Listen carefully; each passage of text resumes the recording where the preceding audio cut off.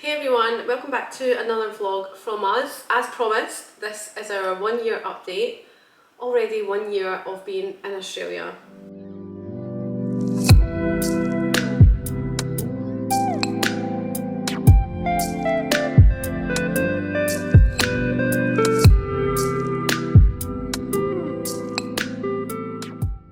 So as always, we do value your time in these vlogs, and below you will find little chapters that you feel free if you want to skip ahead, and hopefully it will cover off everything that you would need to know if, like us, you're planning on moving out. So a little recap on our year, and first of all how we ended up here, especially if you are new to our channel. So our journey began when we were offered a sponsorship visa. So we are on a 482 medium stream visa, and we were offered a relocation package through Ewan's current work, which meant that they offered to bring us out from the UK and put us onto this 482 visa, which is 4 years, am I right? 4 years employment. And they proposed that after 2 years that we would be able to apply for PR, which is permanent residency. So we are already halfway through that milestone and that goal for us. So we obviously are in New South Wales. We moved to Sydney originally, and this vlog will hopefully just guide you through how we've managed the last year, and hopefully some tips that we can offer you as well. So moving straight into number one, and we're going to start off with living obviously in Sydney. That's where we have spent the majority of our time. Again, for those that are new here, we are currently now in the Central Coast, which we are very happy about, but we have spent the first 10 months living in Sydney, and we began in North Sydney. That's where we started. That's where Ewan's company set us up in our apartment, and then we moved to the Hills area. Now obviously we were new here, we didn't know anyone, especially with families, so we have kind of just based everything on looking ourselves, right? We had a month in our apartment in North Sydney, we had a hire car, and we just drove about different suburbs, different areas. We'd done obviously research on Google, but we ended up staying in a place called Castle Hill, which was about 40 minutes drive out of the city. And it worked for us because we were a family of four, and we needed a house versus an apartment. And obviously you can stay in the city, but you would be expected to pay upwards of $1,000 a week. Probably more for an apartment as well. Obviously we wanted a house, we wanted a space, so we chose to move out to the Hills area. Would you recommend that if people were asking now? No, probably not. Depends on what you're looking for and what age you maybe are as well. Yeah, that's true. I think it was good for being on the metro line. It was good. It was good to commute. It was easy to commute in the city. It was good for that, but it was quiet. A little bit too quiet. It didn't have much of a life to it, you could probably say. It was nice though. It was like nice houses and stuff, but like everywhere in Sydney, like it's expensive as well because it's on the metro line. So we also found the houses are a little bit older there as well. As opposed to your kind of like the UK, what we would compare to a new build housing estate. Obviously where we were was a little bit older, so that was the Hills district. And we stayed there for 6 months. 6 months. And then you will find when you're out here, usually you sign up to a year's lease on a house. Sometimes 6 months, again that does depend, but you will always have what's called a break lease fee, and that obviously just means if you come out of the lease earlier than what you originally signed up for, then you would have a fee to pay. But we actually decided to move from Castle Hill to a place called the Ponds, and that was purely based on the amount of money we would be saving. So the Ponds was at the end of the metro line, so it meant that we could still get into the city, and it took about an hour. Just because the metro line right into the city is not finished yet, you had to change at Chatswood, so it was like an hour and like an hour and 10 or 15. A little bit longer, but you could still get into the city, and that was a lot The area was much more it's still getting developed as it's getting built. So, but I would say for us coming from the UK, that felt a little bit like home, like what we were used to with our UK houses. It was more kind of that style of build. Yeah, that's right. That style of build and that type, like those types of just even small things like the doors and stuff, just slightly different compared to the older style. And we felt like we got more for our money there because we were over 1,000 for a rent in Castle Hill per week, and moving out to the Ponds we were $750 a week. Yeah, the rent was far better. So you got more for your money. Yeah. And us being a family of 4 and myself not working, obviously that did mean a lot to us, being able to pull that money back. So yeah, we moved to the Ponds, and although we did enjoy the house and the kind of more modern aspect of it, we didn't really necessarily enjoy being so far out of the city and not anywhere near a beach. Well, we were at about an hour drive, maybe even an hour and a half drive to a beach. So when we originally knew we were coming to Australia, our vision was always to be near a beach. Not necessarily on a beach, but always near it. And when we were in the Ponds for, that we were actually only there for a good 6 weeks, I think. Yeah. We already knew that we just felt too far away from everything, really. Yeah. Would you agree with that? Yeah, it was just too far out of the city, too far away from the beaches. And it's not why we moved. Yeah, it's not why we moved. Ultimately, it's not why we moved here. We didn't move here to live. Mm-hmm. However, we would have still probably been there hadn't it been for Ewan's work, and they had a position available in the Central Coast, which is ultimately where we always wanted to end up because it has a beach and it kind of has everything that we were looking for. Obviously a lot further out from Sydney, but it still has that liveliness, community, and it has the beach, obviously, nice houses, and that's kind of where we always seen ourselves being. And another factor for that was that if we do settle here long term, then it's a lot more affordable to live and buy here than it would be living in Sydney. And I'd probably say like comparison would be northern beaches. I feel like Central Coast is very similar to... Yeah, well, the coast side of it definitely is. It's got that kind of, like the beach, then all the shops and all bars. The shops and bars and restaurants and stuff. But that's, where we live now is what we imagined.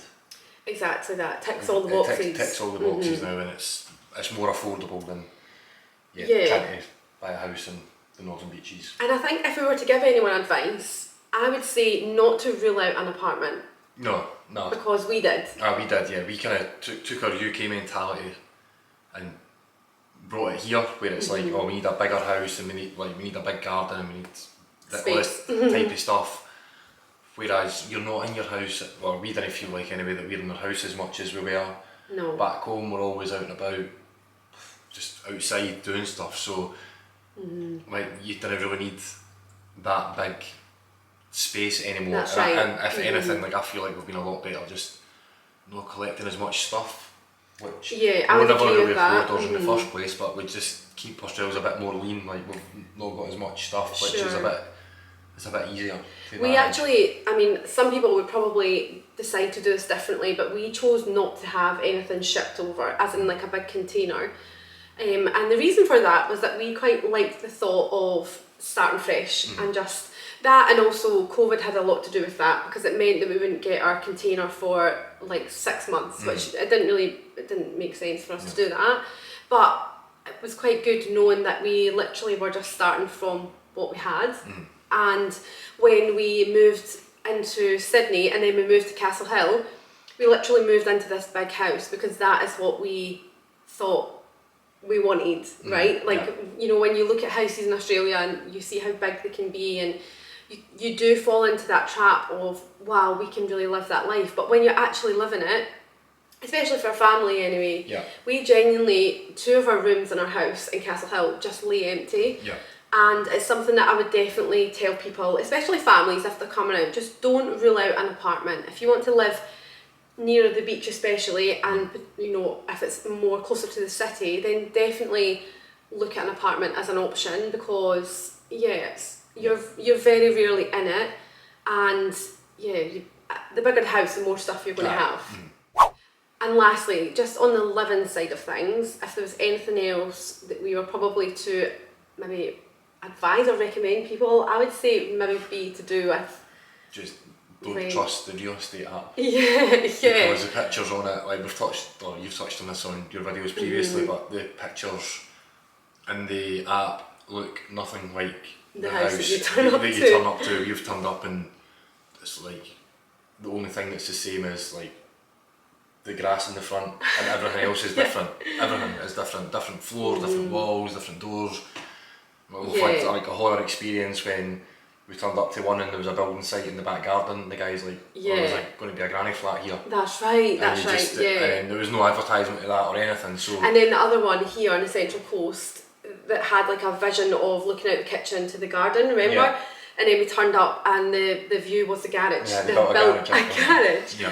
So the front kind of area of the house was just so dark. Yeah. So we didn't even view upstairs, and we were really annoyed because obviously having 2 kids, time is precious and you only get about 15 minutes for viewing. So we were kind of frustrated at that because that's something that completely was so different to what was on the images. So yeah, I would definitely say just be mindful and be prepared that like we had to up our rent kind of expectations after about a week because we kind of realised that what we were looking at for the price we were looking at and we're turning up to them did not match. It wasn't the same. No. So moving into our next point, which is the cost of living, and obviously we are going to base that on Sydney versus the Central Coast and kind of New South Wales in general, because it's not that different living in the Central Coast. I mean, obviously the rent and what you would get for your money if you're buying is a little bit different, but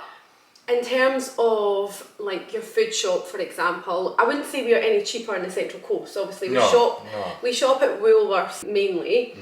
So the Woolworths and Coles are the main supermarkets here, and obviously you have Aldi as well. But I would say for us, I have done a video on this and I will link it, which shows kind of what we are able to get for our money each week, being a family of 4. But we tend to aim towards $200 per week. And I would say we're good with that. We're there or thereabouts, maybe the odd top up through the week. During the week, But I would say, we're not much different from the UK there, really. No. Cars and fuel's obviously cheaper here. Fuel's cheaper, So to fill up we've got a Holden Captiva. 2 litre. 2.2, LTZ, and that's from like proper empty, maybe $130 to fill up, which £60-70 UK. 65. Which is huge. Which is that back home that would be £180, £150. So fuel is 100%. It's such bargain here. Cars are expensive, I would say. In the whole, when I've been kind of looking at them, they've been pretty. Second-hand anyway. Second-hand cars are pretty expensive. Then you have to register it. Then I suppose pink slip in it, which is just like the UK equivalent in MOT, is relatively cheap. But you're talking in New South Wales anyway. You're compulsory third-party insurance, which you have to get regardless if you're fully comped or whatever, is like $400 or $500. Then your regio's, I'm sure it's about $400 or $500. So every year you've got that $1,000. That's right, which we hadn't really factored in. Factored that in, no, when something we didn't know much about. We did buy our car cash as well. We didn't get it on finance, so we can't really give any tips on that. No. I don't know. Can you do finance if you're not? So if you're on a 482 visa, I think you'll tend to find that the finance they'll give you is only for the duration of your visa. They'll not give you it for longer than that. So obviously if you're borrowing a bit of money only over potentially 4 years, then your repayments will be pretty high. Childcare costs for me, well for us, but one of the things that I've wrote down, it feels like they are so expensive compared to back home. In the UK we get 1,140 hours per year given to you to use kind of as you wish throughout the week. So it meant that we could have our daughter in for 3 days and it didn't cost us anything. Whereas here it's definitely a lot more expensive. Us being on a 482 visa, so a temporary visa, you don't get access to anything in terms of childcare subsidy, which obviously does depend on income as well, but you can get up to 70% off of your childcare fees. So if you are on a a 190 visa, or any visa really that allows you to have PR, then you won't really have to worry about childcare as much cost anyway. But for us, it's definitely been a huge expense, especially having the 2 kids as well. Currently we've just got our oldest in. She will start school in January, and then school fees as well. If you're on a temporary visa, for New South Wales anyway, they are $6,000 for public school, which otherwise is free, but just to bear that in mind. Give an example, like Isla's $385 a week. Which is cheaper than we were in Sydney. Yeah, which is slightly cheaper, like maybe $10 or $20 a week cheaper. It's a day cheaper, but it's still $385 per week. Yeah, for 3 days. For 3 days is a lot. And here again, it's just little things that are just worth bearing in mind. But we have, well, this year approximately about 10 public holidays, and if your childcare day falls on a public holiday, then you are still liable to pay that fee here, which is just a little bit different to the UK. In the UK, you're not expected to pay if the centre isn't open. So again, it's just to keep those things in mind. It actually makes sense because when we tried to enrol Isla into daycare, there was only like Monday and Friday slots always free, and then we soon clicked that obviously majority of the holidays are on those days. So I think most people prefer to have their kids in maybe midweek, but just a little thing to keep in mind as well. And then another thing is like kids clubs and activities and like memberships. Yeah, they're probably slightly more expensive here. Yeah. I've found like gym memberships are a bit higher, like they are. Play football during the week, like 5-a-sides, and that's like, I think back home I was like £3 or £4 a go. Here it's like equivalent's £10. Yeah, that's right. £10 to play, so some things are just a little bit it's more. a little bit more expensive, but however, we would say that days out are much cheaper and much better, because for example a day at the beach can be a full day out, it doesn't cost you anything, and a lot of the things that they have going on just along the beach and just like family days out to maybe like a little farm, they have a lot of things that we would be expected to pay for in the UK. And a lot of things are, in fact some of them are even free here, but a lot of things you pay and you think you would pay double that if you were experiencing that in the UK. So while some things are more expensive, days out for us, especially being a family, has been a huge hit for us. And like I've said, you know, even just a day out to the beach or a park here, they have the picnic areas and the free barbecues and stuff. You can easily spend a full day out and keep your costs very low. Okay, so next one is definitely one that I get so many messages about and I'm always pestering you about, but it's all to do with work, and obviously we are over here because of Ewan's work. So I'm going to hand the baton to you for this one, because a lot of people ask me your kind of experience of working here, and I know we have done a video on this. Again, I will link this if you're new here and you want to go and have a look at this, because you talk about it in more detail. But just a kind of overview, a year of working in Australia, how do you feel it compares to working in the UK? Definitely worked more hours than I probably expected to work when we were coming here. Just a kind of comparison is I think I had a 44-hour contract back home, and I've got a 38-hour contract here. Was never expected to work 38, but always thought it would be there, like maybe slightly more, but it's probably quite a bit more. And that's not overtime though? That's not overtime, no. I suppose every company, depends on where you work, who you work for, but every company's different. A few of my mates are like in the trades, plumbers, electricians and stuff, so they have a slightly different kind of view to it than I do. So their day usually starts the same time as me, so you'll start work at 7 o'clock, usually, depending on what you're doing. I suppose if you're in the actual building industry, you may start a bit earlier, like 6 or half 6, but usually 7 o'clock starts, which is slightly earlier than I was in the UK. Then the trays usually knock off around 3, 3:30, and then we're usually there till 5 or whatever afterwards. So which is starting about 7 in the morning. Yeah. So you tend to find though, like that's like for the trades, that's like a standard 8-hour day. Then it's probably your choice if you're going to stay on for overtime. And in my experience so far, all those guys, like the trades, if they stay on longer, they get paid for it. You know, they're not really expected to do unpaid overtime. It's different that way. It's more, I suppose every job is different, like in every industry is different depending on what you're moving over for, but I've certainly found it sometimes more difficult, sometimes things are done better here, some other things are not done as well, and it's just trying to see where you fit in amongst all that, which is difficult. You know, I'm a year into this and I'm still trying to get my feet under the desk to a point to understand like where things are. So it's good just to experience working at different nationalities. That's in true. a different country. That's all really good experience and stuff. So if you were to give anyone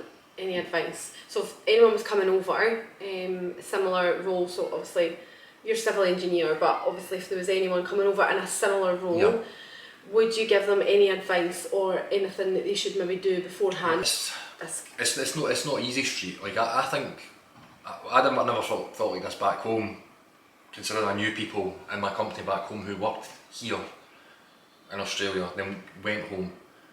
There's sometimes a misconception it's like easy street. Like you come over and you just breeze it. Like it's not. You're learning. They use different building materials. Like the standards are different, and there's sometimes a misconception that you just come out and breeze it. You need to work hard. You need to learn the new standards, learn their way of working, and probably just reach out to other people in your field and ask them what a typical day looks like. Which I wish I had done more. I'd asked the company what a typical day looks like, but I think as a good, you know, balance is ask somebody try and just reach out to somebody on the roll, like on Facebook pages or whatever, and just say, what does a typical day look like? I think that would be the biggest bit of advice I'd give somebody, is because you may come over with this expectation that you're going like you're going surfing at 3:30 every day and stuff like that, and it's like it's not going to happen. It's not going to happen. It's not going to happen. So like, you might land on your feet and that might happen, but like the chances of that are slim to none. So definitely just try and work out what a normal day looks like. Okay, so moving on then to our biggest challenge and hurdle since arriving in Australia. So obviously again, 1 year I've been here. I think for us our biggest challenge has definitely been making friends. We are, I would say, quite a sociable couple, and don't really struggle in like social environments, but we have definitely found it a lot harder than we initially thought since obviously coming out here. I think by now we thought we would probably have had a little group of friends. Obviously we have moved to the Central Coast and that's obviously impacted a lot as well, but even when we were in kind of Castle Hill and Sydney, it was definitely harder to make friends. So in my experience anyway, I feel like you will talk to people and you will have a nice friendly conversation with them, but it doesn't tend to go much past that. Would you agree? We have acquaintances, not friends. Yeah, that's true. And I think it's hard when you're an adult, but it is hard to make friends anyway. Obviously, like you have your childhood friends and you have like your long-term friends back home, and I don't think it'll ever really replace that friendship, you know, but I think it would help us in how we feel if we were maybe to make more friends, you know, but we are getting there. Since coming to the Central Coast, we have met a few more people and we have said yes to quite a few more things. We've attended a few events and, you know, we're doing the right things. I think it's just one of the things that we thought would have been easier. That's probably the best thing. We thought like making friends would be more like organic. Like you just kind of spark up a friendship with somebody in the park or from football or whatever. Like you just hit it off, then like how kind of almost like how you made friends back home. Like, that's right. Whereas this, you're more putting yourself. It almost feels like dating to a point. It does. Like you're putting yourself out there, then like so. Oh, and it's what happens afterwards. Like, did that go well or? It's just like it's not that sometimes doesn't feel very like organic, which that's how I prefer to make friends. Yeah, you don't like it forced. I don't know, This could just be like a Sydney thing or like I don't know, a New South Wales thing, but I think we kind of thought like the neighbourhood, we've not really made much connections in our neighbourhood either. And again, we are quite chatty people. And saying that, we have spoke to a few of our neighbours, but I just think the vision that we maybe had is just a little bit different to what we are currently experiencing. And then another hurdle I would say, probably just for myself, but has been finding work. I'm currently still on that journey, and I have applied for a lot of jobs now, which do take obviously a lot of time and effort. I'm kind of thinking it's to do with my visa, because obviously we are on a temporary visa and a lot of the jobs that you apply for online have that drop down box. And I think without explaining to the company in person that you plan on staying here long term, you plan on, you know, getting PR, with that drop down box just showing that you're a temporary visa holder, I think it's putting a lot of companies off. And I would say it's just something to keep in mind if you are planning on coming out here first, or you know, similar to ourselves, and you plan on picking up work later on. It has been a challenge, and it's been a lot harder than I initially thought. And I mean, I'm not applying for anything wild and wonderful, you know, I'm trying to keep within my like expertise and my own experience. I think I've genuinely applied for about 25 jobs now, and I've only heard back from 2.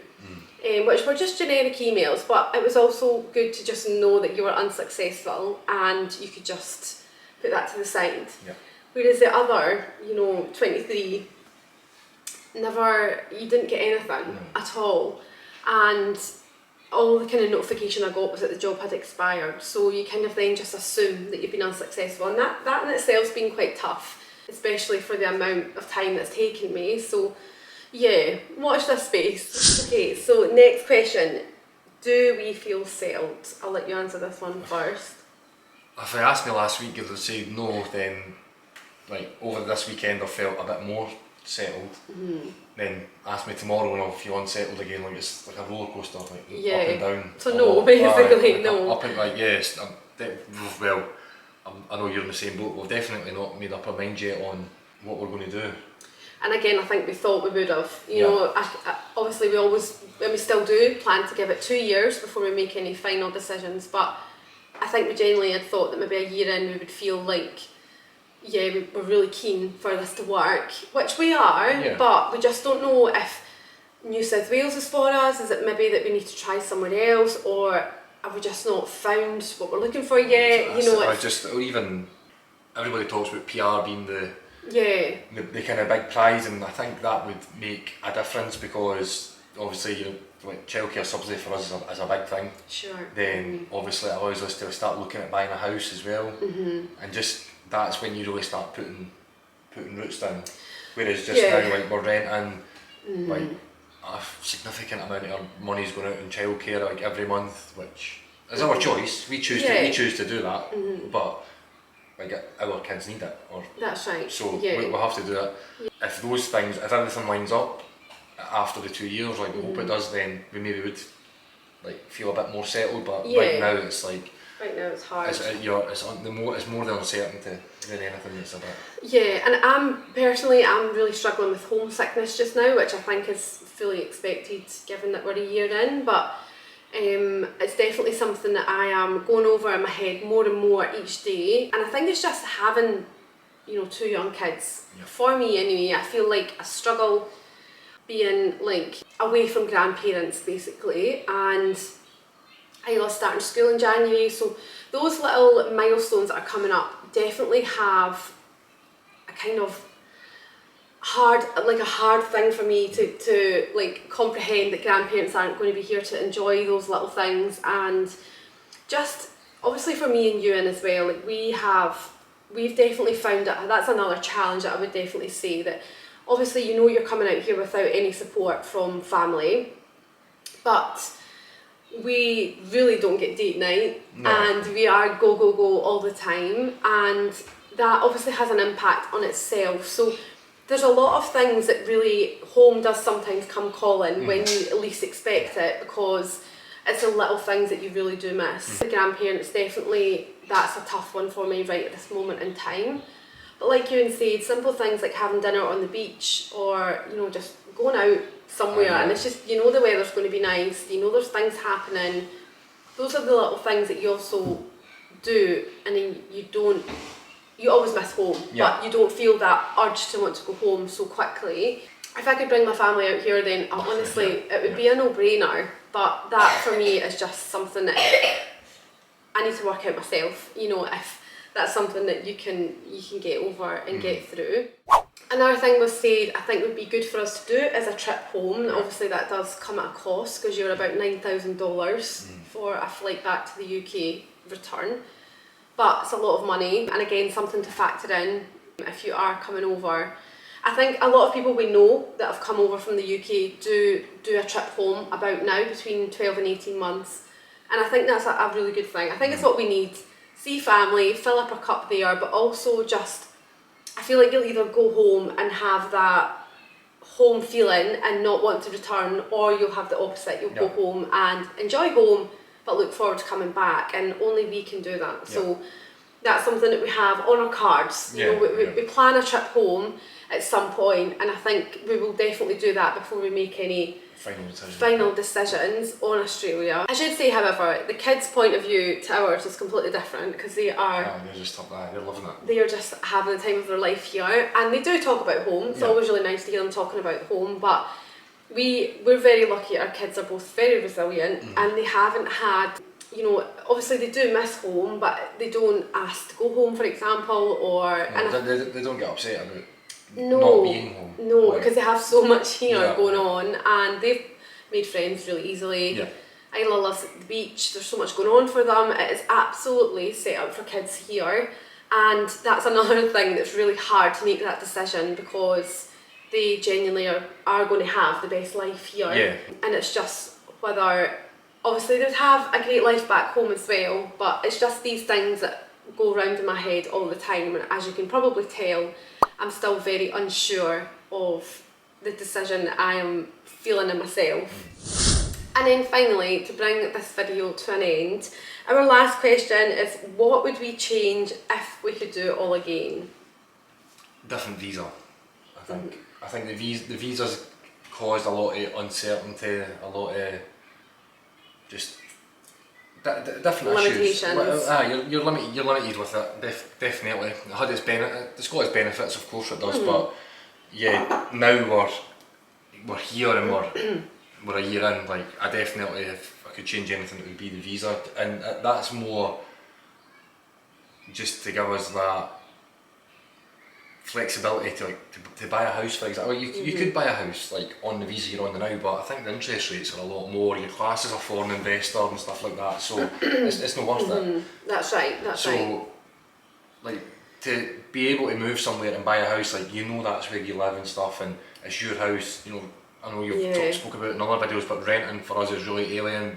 We don't particularly like renting. No, it's never our house. It's never our house. Like, we had an inspection a couple of weeks ago, and somebody just comes in and starts taking pictures, which is like very intrusive. It's intrusive, and I get why they do it. That's fine.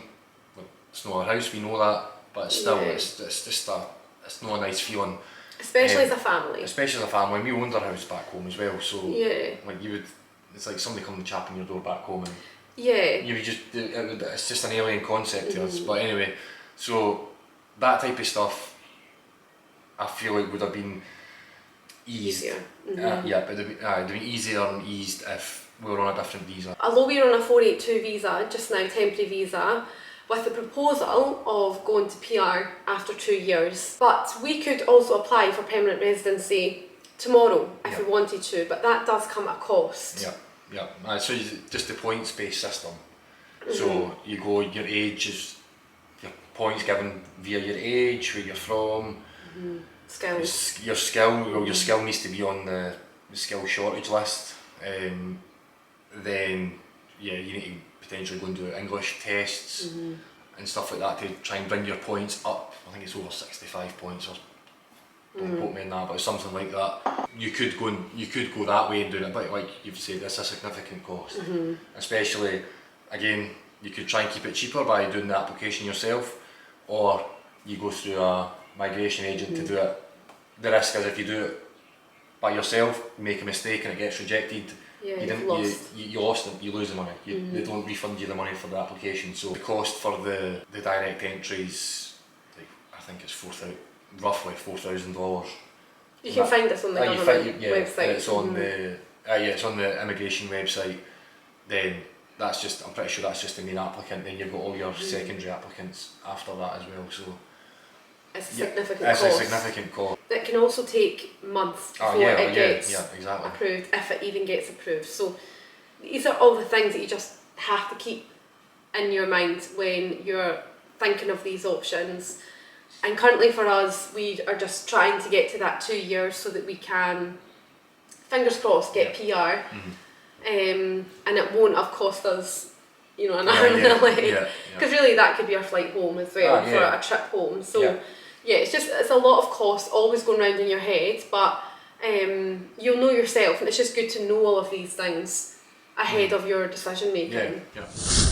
So, and I think the only other thing I would add into what we would do differently is potentially stay in North Sydney for longer. If we were to do it again anyway, we kind of left the city after 4 weeks. We were out of the city and away out to the suburbs, obviously, because again we had that mentality of get a big house, and be in a suburb. But actually, I kind of wished that we had just stayed in Sydney for as long as we could anyway before getting our house. And really looking at each suburb and spending time in there, rather than just your house viewings. Because obviously every area you go to is lovely. It's really nice, but I think we would have probably enjoyed being in the city just that little bit longer. Yeah, definitely. Staying in an apartment as well, like being in the city before making those kind of big...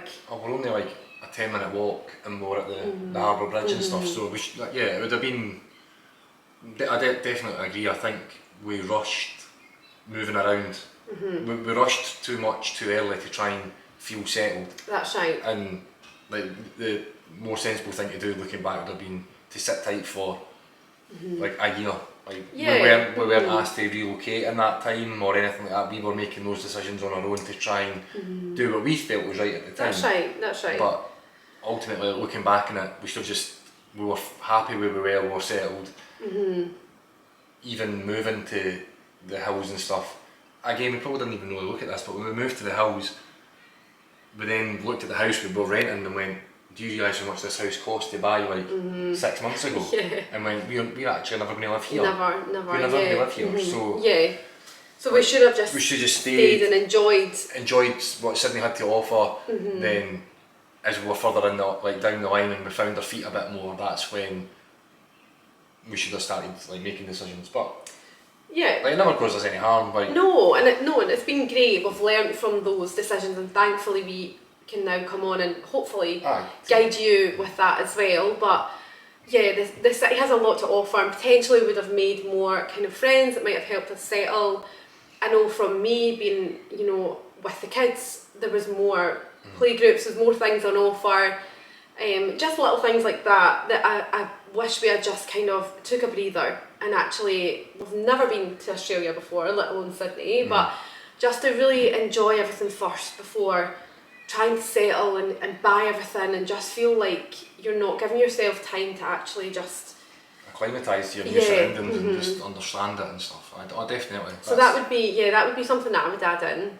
But apart from that, I feel like we have done everything else really well. I wouldn't change anything that we have done in that respect. It's just some little things that hopefully we can give you advice and help on based on our own experiences.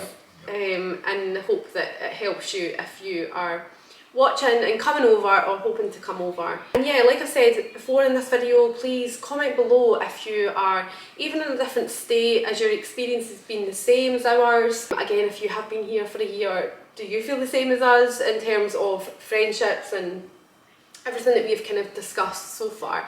I'd be interested to know if we're not alone in that decision. But as always, hopefully you have enjoyed this video. We've enjoyed filming it, haven't we? Genuinely cannot believe we've been here a year already. But we have made some amazing memories in the last year, and ones that we're definitely very proud of. And I will hope to see you all in our next vlog. Thanks for watching.